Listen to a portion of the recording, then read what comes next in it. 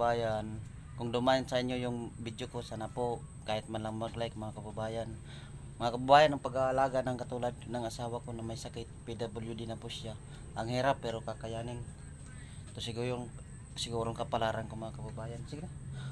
Kaya wag mong kuanuhin yung yung balat, delikado. Ngayon maliligo yung asawa ko mga kababayan. Kahit mahirap, kakayanin ko. Ito siguro yung kapalaran ko. Sana po mapansin nyo kami mga kababayan. Yung ano yun ha? Tandaan lang sa sige. Ito yung naputol na pa ng asawa ko mga kababayan. Kaliwa po yung naputol niya na pa. Op. Hinay. Op. Hanggang dito sa pagligo ng asawa ko mga kababayan, inaanohan ko talaga siya. Naalalayan. Yun. Kabay kalin. Yun. Salamat po sa panonood yung mga kababayan. God bless you po.